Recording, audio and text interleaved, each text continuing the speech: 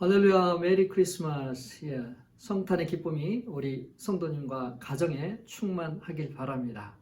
오늘은 이 땅에 오신 예수님 시리즈 네 번째 시간으로 기쁘다 구주 오셨네 제목으로 함께 나누도록 하겠습니다. 미국은 10년마다 한 번씩 센서스 인구 조사를 하죠. 올해 미국의 인구는 3억 3천만 명입니다. 이 통계를 가지고 연방 예산을 각 주별로 배당하죠. 또 그리고 하원 의원 숫자를 정하기도 합니다. 로마도 세금 징수를 위해서 인구조사를 했어요. 당시 이스라엘은 로마의 지배를 받았습니다. 때문에 매년 인구조사에 응해야 했어요. 인구조사를 위해서 각자 고향으로 돌아갔습니다. 요셉도 마찬가지입니다. 베들레헴이라는 동네로 갔습니다. 마리아는 출산이 다가왔지만 배가 이렇게 불렀지만 같이 동행했어요. 문제는 룸이 없어요. 숙소가 잡을 수가 없어요. 정말 간신히 구한 것이 마구간입니다. 그곳에서 아이를 낳습니다. 자, 오늘 메시지는 예수님의 탄생에 대한 다양한 반응들을 살펴볼 수 있습니다. 들에서 양을 치는 목자들은 이 소식을 듣고 아기 예수께 찾아와 경배합니다. 동방박사들은 저 먼 곳에서 별을 보고 찾아와 경배합니다. 마태복음 2장 1절에서 3절 말씀입니다. 헤롯 왕 때 예수께서 유대 베들레헴에서 나시매 동방으로부터 박사들이 예루살렘에 이르러 말하되 유대인의 왕으로 나신 이가 어디 계시냐? 우리가 동방에서 그의 별을 보고 그에게 경배하러 왔노라 하니 헤롯 왕과 온 예루살렘이 듣고 소동한지라.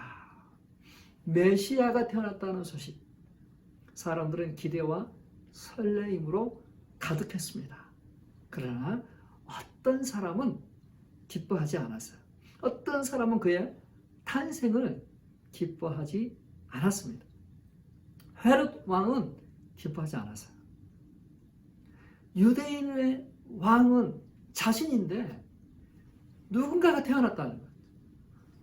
헤롯은 이것을 위기의식으로 느꼈어요. 가만히 있을 수가 없었어요. 자리를 지키고 보존하기 위해서 뭔가를 하고자 했어요. 이 힘과 권력을 누군가에게 넘기기를 원치 않았습니다. 사단은 그런 헤롯을 충동질합니다. 그때를 기준으로 2살 아래의 모든 남자아이는 죽이라고 명령하죠. 자, 권력의 힘이 이렇게 무섭습니다. 제사장과 서기관들은 정치인이 아니에요. 하나님을 섬기는 자들입니다. 성경 말씀을 잘 아는 사람들이에요. 그들은 구약의 예언의 말씀을 잘 알고 있습니다. 메시아가 어디서 태어날지 알고 있었어요. 그 메시아가 왔습니다. 환영하고 경배해야 되는데 그러지 않았어요. 머리로는 분명히 많은 것을 알고 있어요. 지식적으로 메시아가 올 것을 알고 있습니다. 그들에게 메시아가 필요하다는 것도 알고 있었어요. 그러나 환영하지 않았어요. 동방박사들은 그렇게 먼 거리에 와서 그분을 경배하고 오시고 하는데 그들은 경배하지 않았습니다. 왜일까요? 그들도 헤롯과 같았기 때문이죠. 지금 누리고 있는 특권, 기득권 내려놓고 싶지 않았어요. 자, 인간의 마음 깊은 곳에는 바로 그러한 교만함, 또 자신이 왕이 되고 싶어하는, 하나님과 같이 되고 싶어하는 그러한 것이 있어요. 그래서 반항 기질이 있어요. 완고하고 고집스럽습니다. 독립적이에요.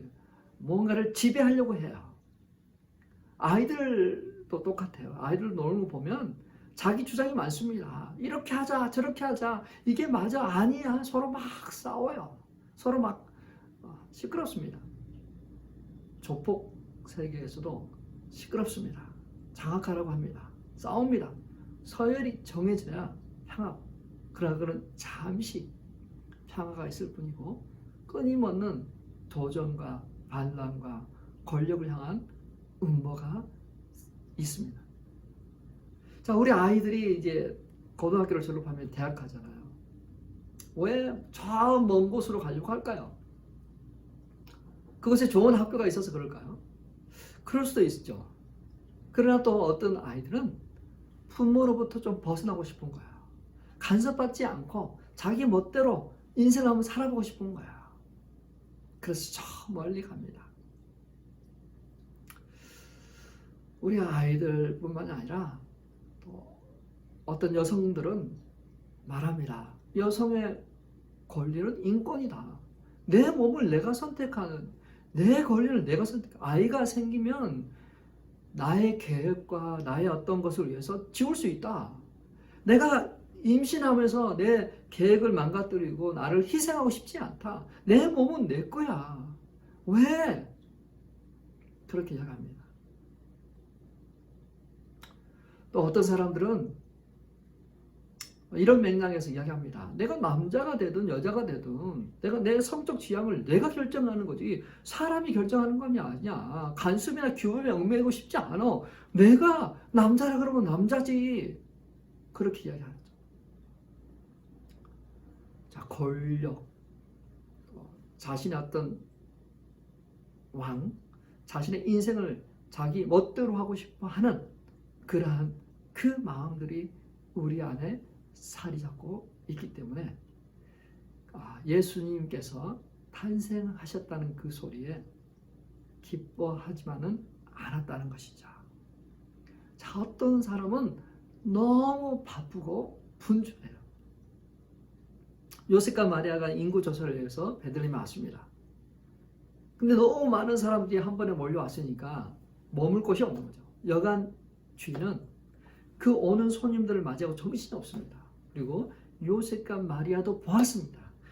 임신한 벌써 출산 예정일이 얼마 남지 않는 그 마리아를 보고도 방을 내줄 수가 없었어요. 관심을 거기에 둘 수가 없었어요. 많은 사람들에게 관심을 가져야 됐어요. 그래야만 그 사람들의 어떤 필요를 채울 수 있기 때문에. 그것처럼 그 여간제 주의처럼 오늘 우리는 바쁩니다.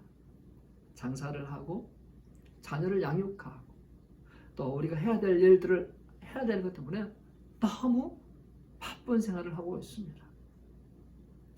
자, 예수님은 여간 죄인의 집에서 태어났습니다.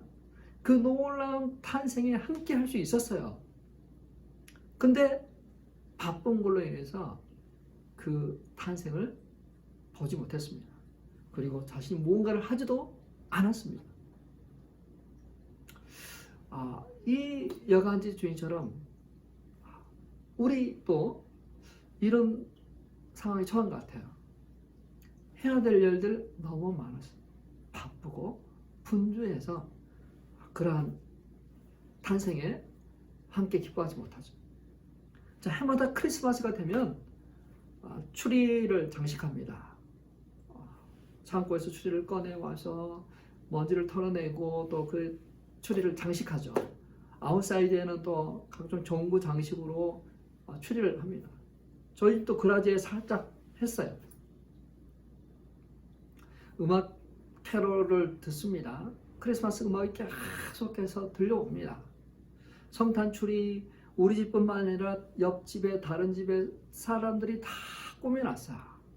그래서 크리스마스로 인해 즐거워합니다. 선물을 구입하고 맛있는 음식을 준비하고 사람들 초대해서 즐거운 시간을 갖습니다. 이렇게 예수님은 우리 주변에 가까이 있어요. 그렇지만 사람들이 예수님을 기뻐하거나 예수님을 초대하거나 환영하지 않아요. 예수님 없이 기뻐할 뿐이에요. 그게 하나의 문화, 하나의 어떤 음식, 하나의 어떤 선물을 주고받는 그러한 것 때문에 기뻐하지 예수님이 없는 그러한 기쁨을 누리고 있는 거죠. 혹시 우리가 그러한 기쁨을 누리고 있지 않습니까? 이제는 예수님을 모셔드려야 돼요. 예수님이 왜 이 땅에 태어나셨을까? 예수님은 나를 구원하기 위해서 그리고 나와 함께 살기 위해서 이 땅에 오셨습니다. 요한계시록 3장 20절입니다. 볼지어다 내가 문 밖에 서서 두드리노니 누구든지 내 음성을 듣고 문을 열면 내가 그에게 들어가 그와 더불어 먹고 그는 나로 더불어 먹으리라. 예수님께서 성육신 이 땅에 태어나신 것은 나의 구원뿐만 아니라 나와 같이 살고자 임마누엘 하셨습니다. 자, 주님 탄생을 기뻐할 수 있는 그러한 내가 되길 바랍니다. 동방박사들은 하늘의 별을 보고 저 먼 곳에서 900마일 떨어진 바벨론에서 왔어요. 여러 달을 여행했습니다. 어려운 그러한 환경들을 또 강도 위험을 다 뚫고 와서 그분을 예배했어요. 별을 보고 왔습니다. 별이 그들을 안내한 거죠.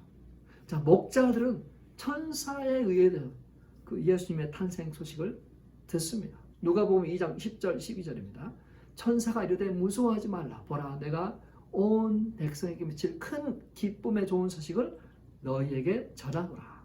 오늘 다윗의 동네에 너희를 위하여 구주가 나섰으니 곧 그리스도 주시니라. 우리 모두가 이 목자들 같기를 원합니다. 예배를 마치고 돌아갈 때는 예수 만난 그 기쁨 때문에 즐거움으로 돌아가길 바랍니다. 성육신은 우리를 향한 하나님의 사랑이고 열정입니다. 그 죄의 악순환을 끊고 새롭게 우리에게 생명을 주시고자 우리의 삶을 축복하시고자 하시는 하나님의 사랑입니다. 예수님께서 이 땅에 오신 것은 나를 위한 놀라운 사랑 때문입니다. 그분의 삶은 난해하거나 복잡하거나 추상적이지도 않습니다. 그분의 삶은 실제적이에요. 우리 육신을 입고 이 땅에 오셨습니다. 보였습니다. 그리고 우리와 똑같이 모든 것을 경험하셨어요. 그분은 태어나자마자 죽음의 얘기를 당하죠. 헤롯이 죽이려고 그러니까 요셉과 마리아는 멀리 도망갔습니다. 그리고 나사렛이라는 동네로 다시 돌아와 삽니다. 그곳은 너무 변방이죠. 무시받는 거예요. 그곳에서 무슨 선한 것이 나겠느냐 할 정도로 아주 이름 없는 그러한 땅입니다. 그러다 보니 뭐 학교 교육을 받았겠어요.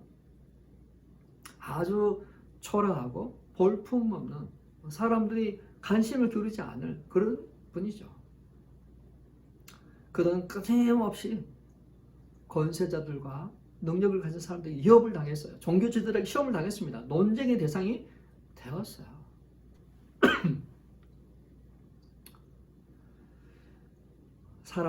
믿는 사람들은 십자가 예수와 부활하신 예수를 중요하게 생각합니다. 그러나 우리가 놓치지 않아야 할 것이 있는데 무엇이냐면 성육신의 삶이에요. 육체를 입고 이 땅에 오신 거야. 기독교는 몸의 종교입니다. 예수님이 몸을 입고 오셨어요. 우리와 같이 사셨고 먹고 마셨습니다. 그리고 고통을 당하셨어요.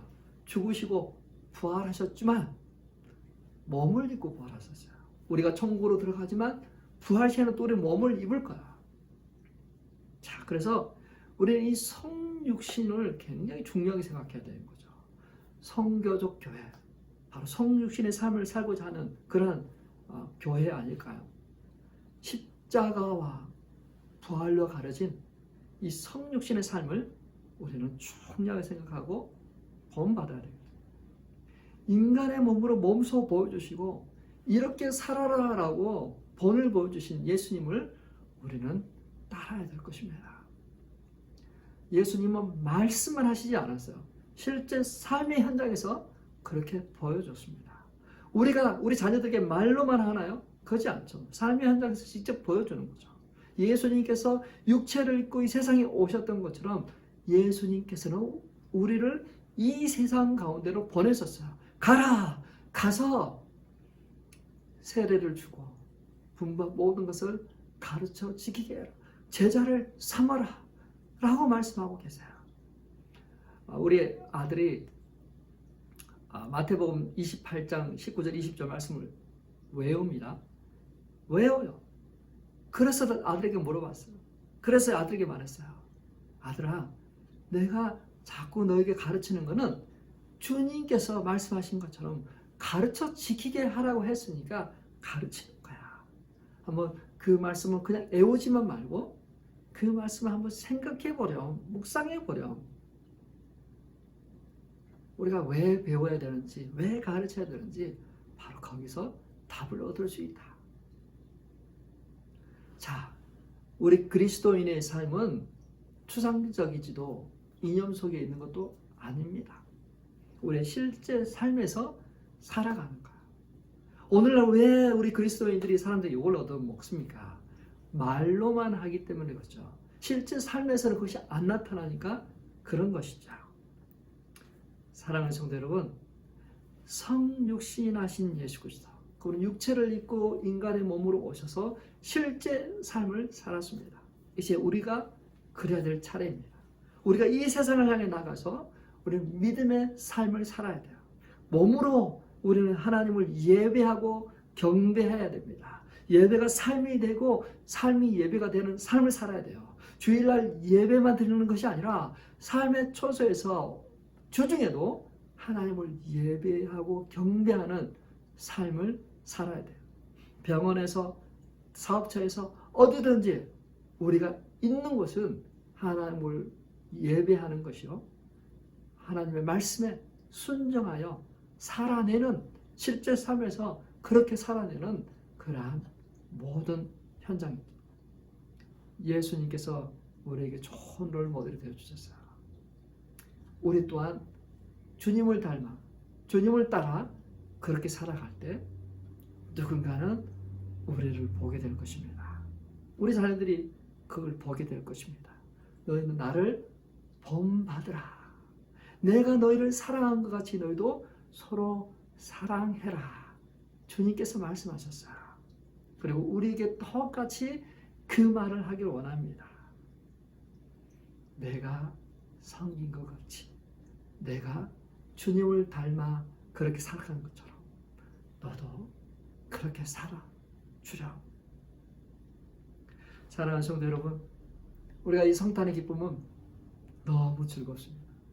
근데 반드시 놓치지 않아야 될 것은 무엇이냐면 그분이 나를 위해 오셨다는 거야. 나를. 그분이 이 땅에 태어나신 이유는, 이 땅에 오셔야만 됐던 이유는 나를 구원하기 위해서. 나를. 다른 많은 사람이 아니라 바로 나를 구원하시기 위해서 오셨어요. 나를 구원하시기 위해서 육체를 입고 우리가 당해야 될 그 모든 것들을 당하시고 십자가에 죽으셨습니다. 자, 그분이 십자가 위에서 나 대신 죽으셨어요. 그리고 다 이루었습니다. 그 모든 것에서부터 나를 구원하셨어요. 근데요, 그분이 당하신, 그분이 겪감했던 것은 full price예요. 내 모든 값을 제해해 주셨는데 그걸 100% 제거해 주셨어요. 갚아 주셨어요. 없어요. 단 1%의 그 죄도 다 깔끔하게 해결했습니다. 그분이 90% 하고 우리가 10% 해결해야 되는 그게 아니라, 우리가 페이먼트 내는 것처럼 뭔가를 해야 되는 게 아니라, 놀라운 사실은 그분이 100% 클리어하게 정리해 주셨어요. 보라, 새 것이 되었다. 사랑하는 성도 여러분, 우리가 예수 안에서 새로운 인생을 살았습니다. 그래서 우리가 크리스마스가 기쁜 날이에요. 예? 추리를 보고 캐롤을 듣고 그게 기쁜 날이 아니라 주님께서 나를 위해서 오셨고 나에게 새로운 삶을 살게 하시려고 오셨구나. 그래서 기쁜 거예요. 참 기쁨 누리는 우리 성도님 되시길 주의 이름으로 축원합니다. 기도합니다. 하나님 감사합니다. 자격이 없고 공로 없는 우리에게 찾아오셔서, 나에게 찾아오셔서 예수를 믿는 믿음 때문에 나의 모든 죄를 사하여 주시고 새롭게 온전케 해주시고 하나님의 거룩한 백성 되게 해주시고 하나님과 교제하는, 하나님을 예배하는 그러한 예배자로 세워주시니 감사합니다. 이번 성탄의 기쁨, 정말 예수가 있는 예수님 때문에 기뻐하고 즐거워하는 성탄의 기쁨, 성탄의 시즌 되도록 인도하여 주옵소서. 혹이라도 예수 없는 크리스마스를 즐기고 있는 분이 있다면 내가 왜 기뻐할까? 왜 기쁨이 있을까? 다시 한번 자신을 진단하고 생각하고, 그래서 예수님을 꼭 환영하고 초대하고 영접하고 믿는 역사 일어나도록 축복하여 주옵소서. 예수님 이름으로 기도 올려옵나이다. 아멘. 아멘. 성탄의 기쁨 충만하시길 바랍니다.